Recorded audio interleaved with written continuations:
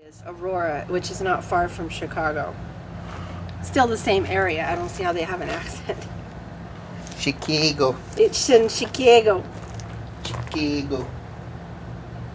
Still have to be adjusted? No. Ready to go? Pretty much. Chicago? Chicago. Chicago. Chicago. We're poking fun, guys. Sorry. I hope you got no offense here. Nobody get offended. As you know, we were just talking. It was funny because my cousin, when I was a teenager, real quick before I start, she had an accent. She was from Aurora, Illinois, which is like not that far from Chicago. And she come out here, and we were like, I guess 13, 14, I don't know, somewhere. And she said Chicago, and she had this southern accent, or like this accent and everything she talked. And it was so funny because then she was like staying with us for a few days, and I started picking it up. I started picking her accent up. It was crazy. So that's what we were talking about. I know, something crazy, guys. So anyway, hello to everybody out there. I hope you guys are doing well. Yes, I'm outside today. It feels good. It's not too well. It's a little warm, but not too bad. I mean, we actually got some good weather here. I'm drinking my coffee today, just outside in the shade. Kind of excited for fall, which is interesting. Fall is well and gone on its way. We've got about another week or two before fall starts. And actually, I do kind of like fall. It's a good time of year. I like it when the leaves start to change and everything just gets all like a little chilly, not too cold, but a little chilly, and it's kind of nice. So looking forward to that.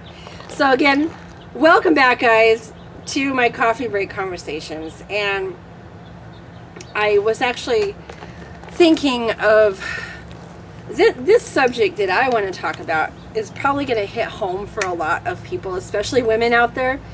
Men have this problem too, but I think it's more, women are more in tune to this I don't want to say problem, is more of a challenge thing for us. Perfectionism, right? How many guys can relate to that? Everything's got to be so perfect, right? Just perfect. And it reminds me, I gotta say this. There's a cooking show I watch, and I know we're just like poking fun at people today. I know, no meanness to it. We're not intending to be mean in any way, guys. But there's this cooking show I watch from time to time, and it's really interesting because it's really, some of the food on there is really good, and the way she sets things up is really nice. But it's so funny because it's like this perfection thing that you almost can't achieve in real life. And she has everything laid out perfect, and she's always smiling, and everything's like, and she does say that. She goes, this will be just perfect, you know, and it's interesting. And they lay out these really gorgeous tables. And I promise you guys, this lines with the subject I'm talking about today. They lay out these really beautiful tables, and it's something that I would like to do, you know, and actually I've tried to achieve this before, where you're outside in a garden or in a nice little, you know, area like this and you lay out this table, and you have your decorations, and you have your centerpieces and your plates just so, and you've got your silverware, and you've got everything just really beautiful, right? Which is fun. It is really fun to do that. I do like trying to do that myself. But the idea was, it's like almost too perfect for real life, because you're looking at it going, okay, that looks too perfect. And then you've got all these people coming in, and they're sitting down at the table, and all they have is smiles on their face, and they're going clink clink with their wine, and everything seems perfect, which is really cool. I mean, it is. I'm not poking fun at it in a bad way, because it is fun to have that celebration, right? It is fun to get together with family and friends and have, you know, laughter and smiles, and go clink clink with the wine or coffee or whatever you're drinking, and really have a good time. That is so fun. But 9 times out of 10, a lot of the time, for real life, that's not always the case. And we, you know, that is because in our minds, especially as women, in our minds we operate in perfection. right? In perfection mode. Everything has to be just so. Everything has to be in its perfect place at the perfect time, at the perfect location. And what happens, and I have these tendencies too, and I still fight with these tendencies today.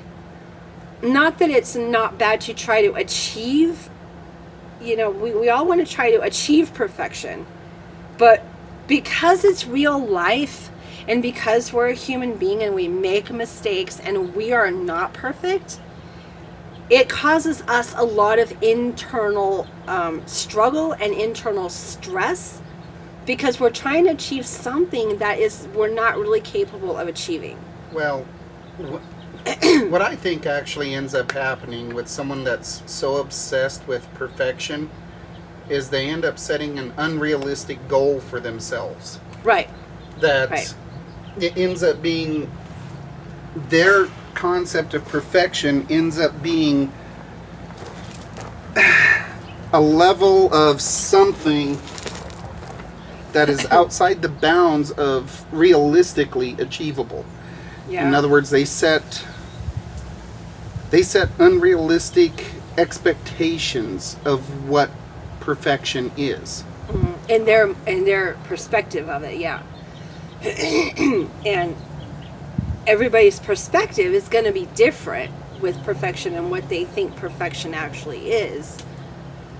And yeah, I agree with the expectations, because sometimes we can set really high expectations thinking that we're going to get there, and then what happens is we get disappointed when it doesn't happen. And we're thinking, well, what did we do wrong? Why can't we achieve this? And then we start getting into that sort of self-sabotage mode and mindset. We're like, well, I failed again. I didn't do it right. I'm a failure. And we start getting down on ourselves because and that's not actually the case. Yeah, it's not actually the case. It's not that, that high of expectation is you're just setting yourself up for disappointment, because life isn't perfect. Okay, let me give an example here. It's like having the expectation that you're going to write a 8,000 page novel. Oh my gosh. With one pencil. Without sharpening it. Without sharpening it. Yeah. Okay? You're only going to use just one pencil to write that entire novel.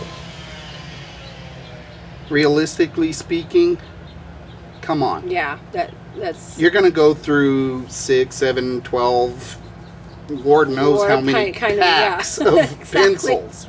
No pens, just pencils, exactly. mind you. Yeah. It's an unrealistic expectation. If, you could set the expectation to write the whole thing in pencil, but you can't expect it from one pencil. No, that's asking too much. Definitely asking too much. And I think, and it can be revealed in different ways. I mean, each person has a different idea of what perfectionism is. Like, with me, I know personally, now as a kid, we didn't care about this kind of things. I didn't care about perfection as a kid. And I hope that's not going to be too noisy. I know they're doing construction work over that way across the street, so it's kind of going to be a bit noisy, so I may have to speak up a little bit, guys. But, yeah, I know for me, when I was a kid, it's something when you're kids, you don't really think about it. I never really thought of perfection when I was a kid. But I had, like, for me with Christmas time, with Christmas time as a child, I had, and even growing into adulthood, Christmas time was a really big time of year for me. And it still is to this day. I love Christmas. And the funny thing is in my mind, I see Christmas happening in my mind a lot differently than how it actually plays out. And that is because I think, I've set too high expectations for this moment in time of maybe expectations for other people I already set for them. Do you see what I mean? Like, in my mind, I'm setting expectations not only for how I see Christmas happening, but for how I think others will see Christmas happening.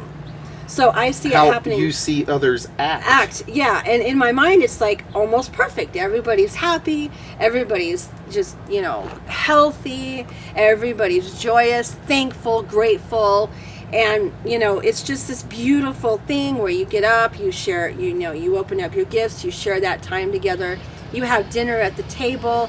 And in my mind, I'm thinking, and I've tried to do this before, whenever I've had like family over and stuff, I love decorating. So I actually love creating these tables and coming up with this setting that's really beautiful. And I do it because not mainly of perfection, but I do it because it is fun. And I was doing this for a while, but in my mind, I would picture and I'd run through like a tape recorder, like just hit play in my head. And I'd be seeing all this stuff play out, family setting there, what they're going to talk about, this, that. And then when it actually happened, it was a different thing. And it's like, well, how come I'm seeing it in my head different, but reality is different? And it wasn't a bad thing. It's not like it turned out to be a bad Christmas or anything like that. It's just my expectations of it were way too high for what was actually taking place, if that makes sense. So letting go of the high expectations, I think, is a big, huge thing. And I'm not saying that we dumb ourselves down and go down to the lowest expectation and go, well, I'm not going to just set any expectation. I'm going to just leave it low and just whatever happens. No, I'm not saying do the opposite. Okay.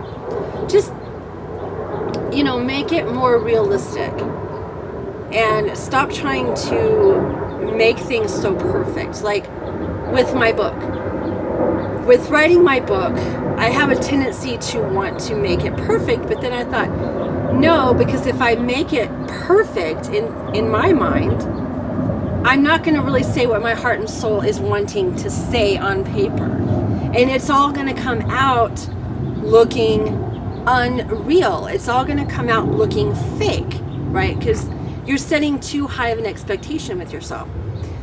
So I've had to learn to kind of just let myself, focus on what I want to do and just let my heart and soul say what I want to say.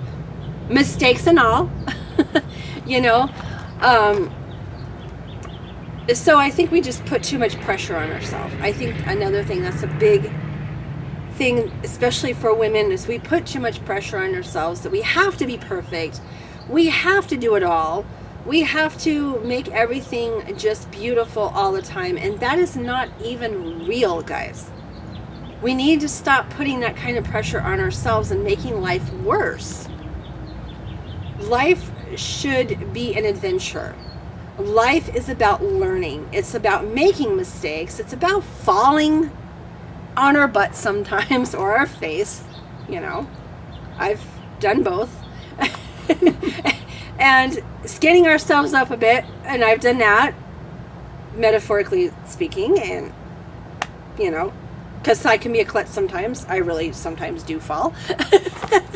But I mean, and I notice if I start, for me personally, if I take that pressure off myself and say, okay, look, I'm gonna fail at this. I am going to make mistakes at this. It's not gonna be perfect, but it is okay. You allow yourself to say it is okay that everything is not going to be perfect. And then once you, I think, allow yourself to do that and allow your mind to really take that in, it'll take a lot of pressure on ourselves to try to perform to perfection. And so, I don't know if it's a real problem for men. Probably some out there. I'm sure that men struggle with this. Yeah. To some extent. Maybe not like we do, but, yeah, to some extent. There are guys that do struggle with it. A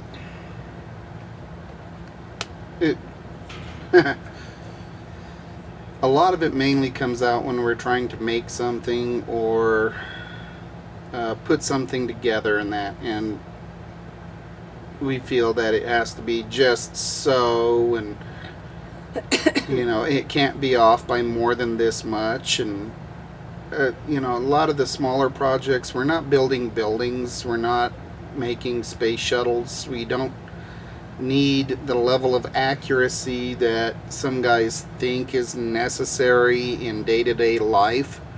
I mean, if you're making a cup of coffee, Yeah, it's just a freaking cup of coffee.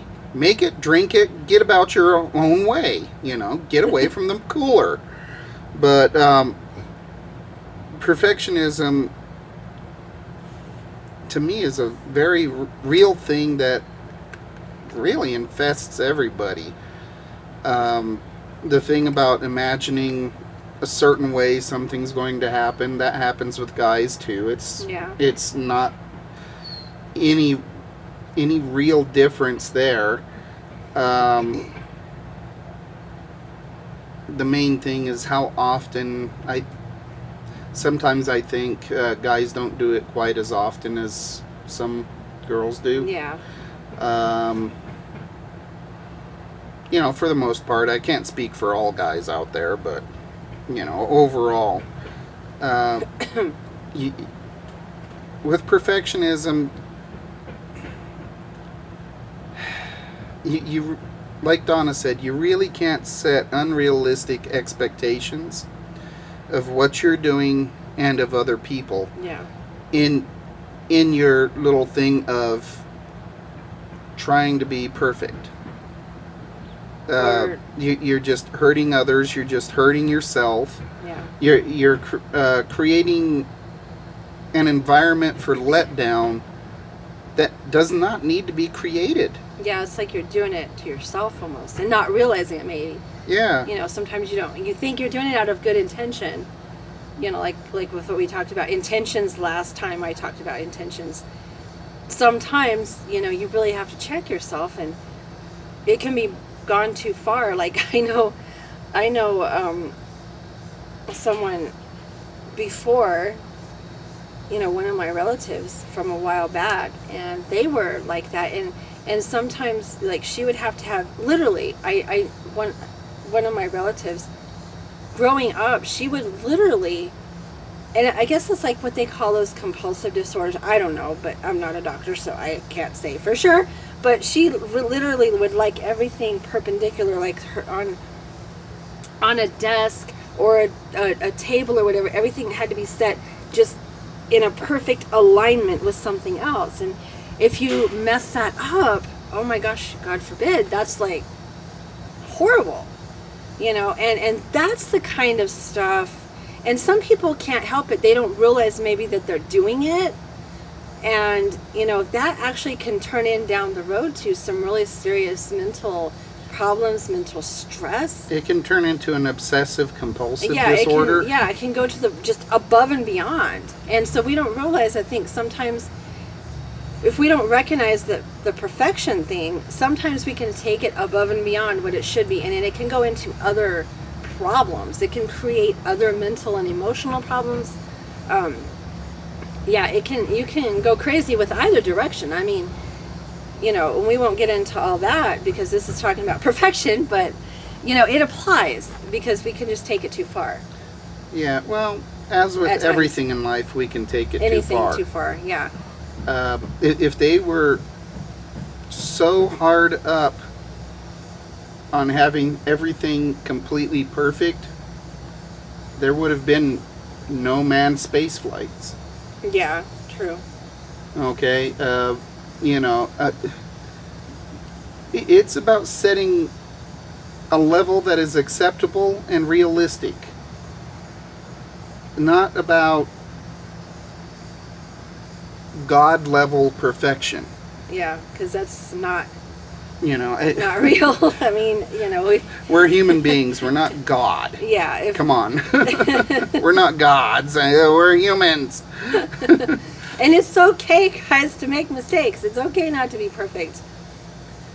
So, yeah, I think that is just and that's another thing, too, with perfection. When you're trying to be perfect on everything, it will affect other areas of your life. It's not just going to be, I just wish this was perfect. I mean, it will trickle down into, it'll come out and manifest its ways in different ways in your life, and give you stress, anxiety attacks. Okay, here's a work relation point to what you just said, how it manifests in other ways. Mm-hmm. Okay, this is an actual issue of a lady that I knew, from working on copiers.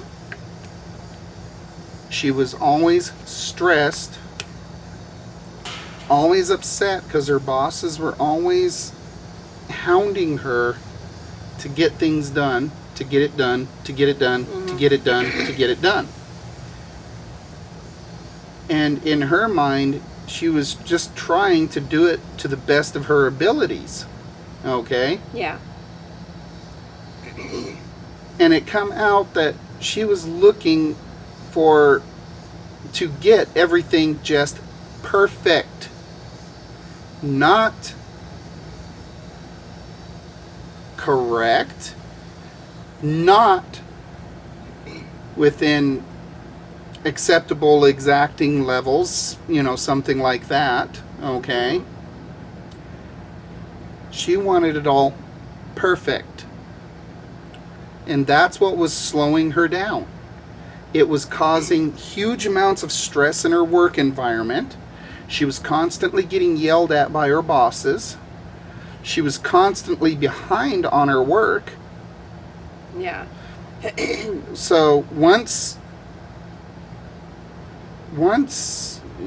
talked to her, worked her through it, okay, and she started doing what she actually did, okay, worked it out and created an acceptable level of reality and perfection. Her work sped up. Her bosses were happier. She was happier. She was not getting yelled at. She found herself with extra time.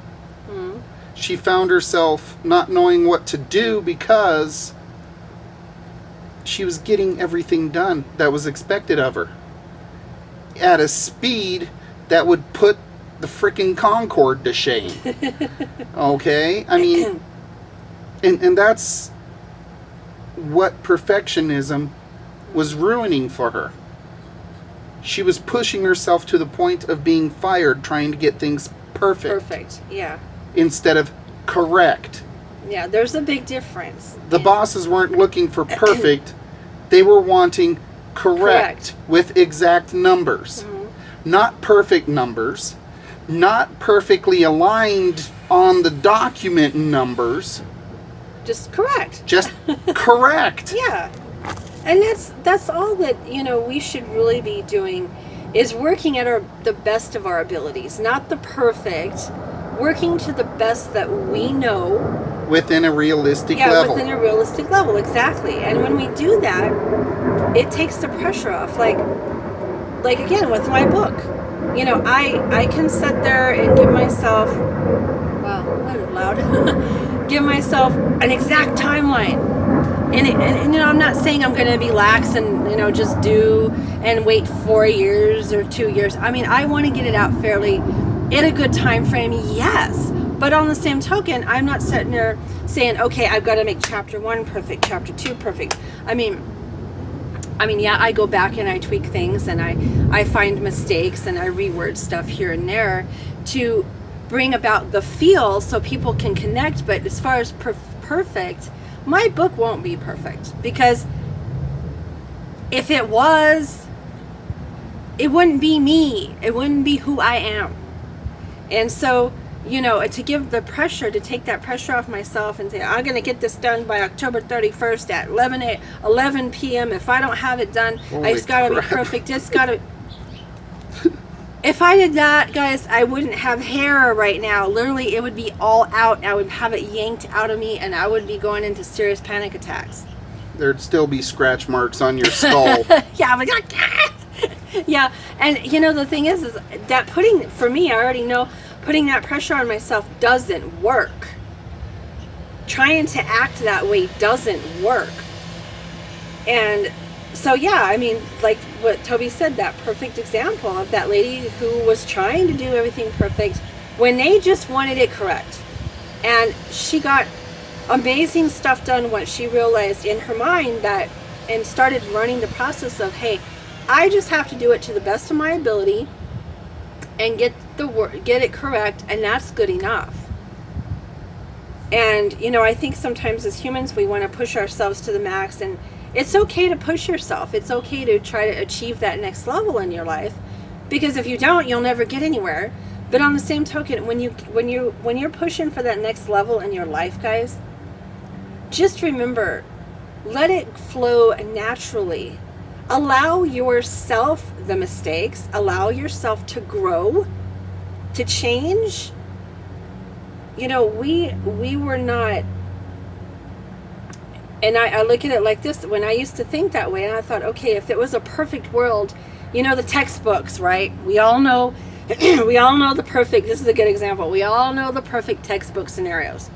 You read it in a textbook, the numbers are right there, everything, there's a plan for this, and there's a plan for that, and a plan for this, and everything's laid out in this textbook perfect manner, where you start out with a perfect plan and you get a perfect result down here. That's great to have it on paper, but that doesn't always play out exactly how we want. And sometimes we get a different result than what we're expecting. Sometimes, you know, the result that we're expecting doesn't happen yet. And that could mean basically a couple of things. Maybe you were trying for perfection and you were putting too much stress on yourself, or at that moment in your life you were just not ready for that result yet. Because we grow, we learn, and I think if we were given everything we wanted all at once and have perfectionism all at once, life would be boring.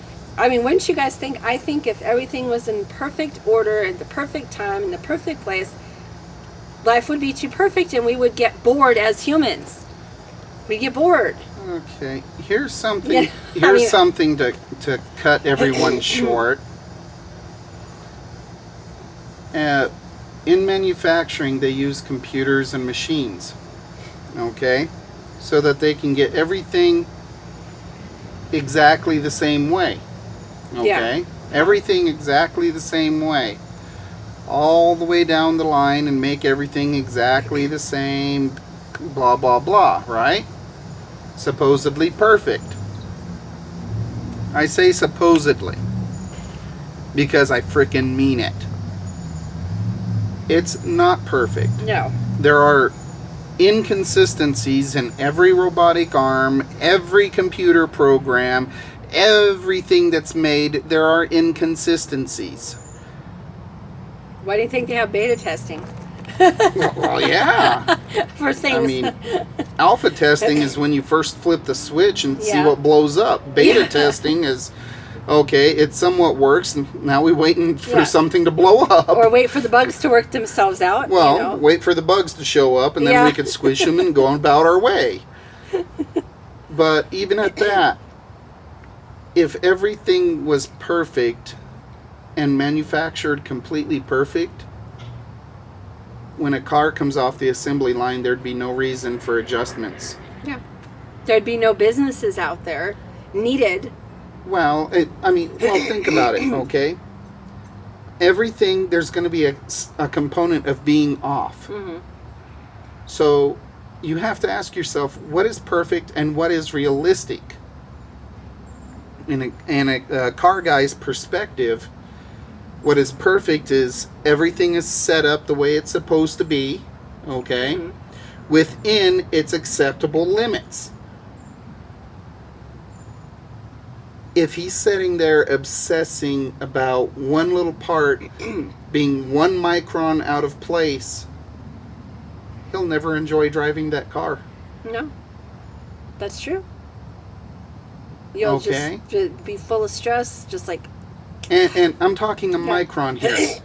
A micron is 1/1,000,000th of a measurement. For those of you that are left-brained out there. So, I mean, okay. Think of an inch, or for metric people, we'll go with centimeter, okay? A single centimeter. 1/1,000,000th of that measurement.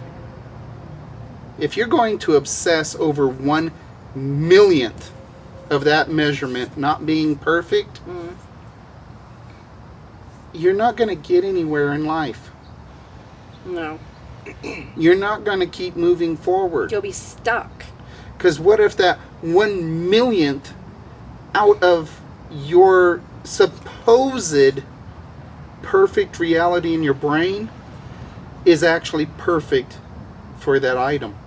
Right. And that's another thing too, before I forget. People are not going to, and they're not going to worry about that. In other words, like for us entrepreneurs, you know, we create products, we create services, we create for coaching, we create programs, books. If we're obsessing, like Toby said, if we're obsessing about one word, or this one word just doesn't work, what can I replace it with, and how can I explain this correctly, and you know, you're just obsessing. This product is good, but oh man, I just wish it could look different, or it's not quite that perfect color that I want as showing my sales page, or whatever, right? Okay, if you obsess over one little tiny thing, the public, your clients and your customers and the people out there, they're not going to be obsessing about that with you. They're not going to go, oh, well, Donna wrote a book. Oh, wait, this word I'm obsessing over this word too. They're not going to care. Well, the thing of it is, if you're stuck in obsessing over something, you'll never put it out to the public. Yeah, well, that's true. It wouldn't go out. You're denying people, you'll be denying people the very thing that they need. You don't know what you are giving them unless you get it out there. Right. And so it's a disservice. That's the word. Yeah. It's a disservice to you. It's a disservice to your customers, your clients, because it's just one less person that you're not going to be able to help. It's just one more person that's out there that's hurting and needs help, and you're denying them of that because you're obsessing over one little tiny thing and not getting it out there. Over a color? Over a color, or whatever it is. I mean, you know? come on. Over it could be a anything. Color? Yeah, it can be anything. Over a word? A word. Come on. Or for the actual, if you're doing a physical product. I mean, here's something. If you're going to obsess over a word, I can't tell you how many books I've read that have so many spelling errors. It's ridiculous. Yeah, I've seen that too. And even though people go to editors and they proofread, it still passes by and it's still there. And I know a book that literally went through 5 editors. And it was barely every 3 pages that something was not misspelled. Yeah. 5. And you know, I know we were taught like in English class in school, because I was one of those people. I'm a right-brained person. I'm left-handed right-brained. I use my right brain most of the time. And I really enjoy, like I said, and I told you guys, shared this with you before, I loved English class. I love the act of writing, and I love story writing, and that's one of the reasons why I'm doing my book, because I love writing. I love being a writer.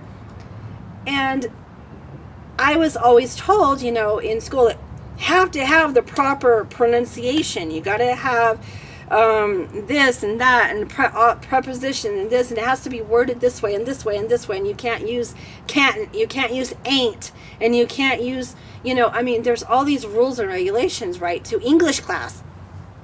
And if you use those wrong, like T-O instead of T-O-O, if you use those wrong, you got marked for them, right? You got graded. And there. Yeah, there, and there, T-H-E-I-R, you know, we all know that. And if you're not using that proper stuff, you're not, I was taught, and I don't know about you guys now who have younger kids if this is this way, but I know when I was going to school, it was a bad thing to say it wrong or to spell it wrong, because people would look at you as unprofessional. People would look at you as not educated. People would look at you and give you an opinion about yourself that you were an uneducated person and not professional because you put this word wrong. And the thing is, no, we don't be sloppy. Okay, I'm not saying be sloppy and just write every misspelled word that you can ever possibly do. I'm not saying that, but don't put that kind of perfectionism on yourself. So what if you spelt their world as THERE world, their world, you know? I mean, Yeah. it happens. It happens. Well, right? what I hate is on your cell phone, you spell the word that you want correctly, and it corrects it to something else entirely. Yeah, It's or like, to bring up a what whole the heck are you doing? It changes the word altogether. So, you know. Breaks it into 3 different ones. Yeah, I know. That's so annoying. And I mean, we're not saying to be so lax and lazy that you just don't do nothing. We're not saying that. Just create a healthy boundary around it. And that's one of the other conversations I'm going to be having with you guys in the upcoming weeks is creating healthy boundaries. And we all need to have those in place. Creating a healthy boundary for ourselves that express who we are. Not what society says we are, but who we are. Right? And that's why, like, for me, I've been one of the reasons when I first started my book, or before I started my book, I was already trying to obsess about editors. I was like, well, you know, when I get my book done, I need to find an editor. I need to find someone who's really going to be able to look at this thing and pick out all the things that are wrong and pick out all the mistakes and just correct them and do this. And I thought, okay, you know, I do want my book to be pretty much free of misspellings. Yeah, I can't say for sure that there won't be. And I do want somebody else to look at it, but I don't want somebody, after I'm writing stuff and from my own heart and my soul, I don't want to take it to an editor that's going to reword everything and change the whole meaning, because it won't be me. And I'm not saying that, you know, I'm not, again, this is nothing against anybody, guys. So don't sit there and go, well, she didn't go to, you know, I'm not saying if you're writing a book not to go to an editor. I'm just saying, for me personally, it doesn't feel right for me to have somebody else change my words that I come up with from my own heart and soul and my own experience. I want the book to so other people feel what's going on in the book. I want it to be a full out transformation for someone. And so it's the same thing. If we, you know, just tweak everything and just try to shoot for perfectionism, guys, we really need to let go of that. You end up hurting yourself. You hurt others. And you know, if you're not, you know, if you're an entrepreneur, especially an entrepreneur, and you really want the best for your customers, you want the very best for your clients, you want to create not just a product, right? We just don't want to create a product and sell it. We want to create a community. We want to create an atmosphere, a brand that really holds people and lets them know that they're cared for, they're loved, they're seen, they're heard. And in order to do that and have that kind of community, we need to work within our minds first and get that perfectionism kind of in check, so we can expand out and have that community with others, be able to share our talents and stuff with others that helps them and helps you. So I think that's all I need to say on perfectionism. I mean, we could keep going on, but it's going to come back to the same thing. It's not going to get any more. It's not, yeah. It's not going to get perfect. No, it's not going to get perfect, right? It's not going to get perfect. So hopefully you guys have understood and be able to take a couple of nuggets from this and maybe relate. Maybe you're feeling this way. So, you know, hopefully it's helped you in some way. I really do, guys. From the bottom of my heart, I really hope that these videos help you. So, anyway, guys, I hope you guys have a really, really good rest of the week. Have a great weekend. And don't forget to tune in again on my next coffee break conversations. All right, guys, take care. Have a wonderful day. Bye-bye.